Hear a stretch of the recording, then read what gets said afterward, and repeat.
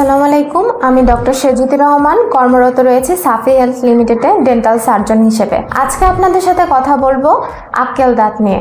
মুখের ভেতরে দাঁতের পাটির শেষ দাঁতগুলো মাড়ির দাঁত নামে পরিচিত, আর এই মাড়ির দাঁতের শেষ দাঁতগুলো আক্কেল দাঁত নামে পরিচিত, যাকে মেডিকেল টার্মে থার্ড মোলার টুথ বলা হয় এবং ইংরেজিতে উইজডম টুথ বলা হয়। সাধারণত 17 থেকে 25 বছরের বয়সে আক্কেল দাঁতগুলো ওঠা শুরু করে। আক্কেল দাঁত ওঠার লক্ষণ সমূহ: আপনার পেছনের দিকের মাড়িতে চাপ এবং ব্যথা অনুভূত হবে, পেছনের দিকের মাড়ি ফুলে যাবে, পুঁজ বের হবে, লালচে হয়ে যাবে, হা করতে অসুবিধা হবে এবং খাবার চিবাতে অসুবিধা হবে।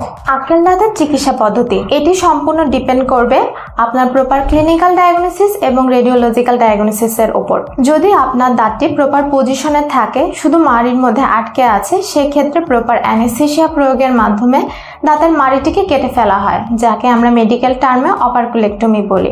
কিন্তু দাঁতটি যদি অ্যাবনর্মাল পজিশনে থাকে, সেক্ষেত্রে প্রপার অ্যানেস্থেসিয়া প্রয়োগের মাধ্যমে প্রপার টেকনিক অবলম্বন করে দাঁতটিকে প্রপারলি রিমুভ করতে হয়। যদি আক্কেল দাঁতের ট্রিটমেন্ট না করা হয়, তাহলে পরবর্তীতে কি কমপ্লিকেশন হতে পারে? আপনার ব্যথা হবে, দাঁতের মাড়ি ফুলে যাবে, যাকে আমরা মেডিকেল টার্মে পেরিকরনাইটিস বলি, দাঁতে ইনফেকশন দেখা দিবে এবং এটির প্রেসারের কারণে সামনের দাঁতগুলোতে ক্রাউডিং তৈরি হতে পারে। আরো একটি আপনাদের সামনে আসবো। সুস্থতার যে কোনো প্রয়োজনে আজই চলে আসুন সাফি হেলথ।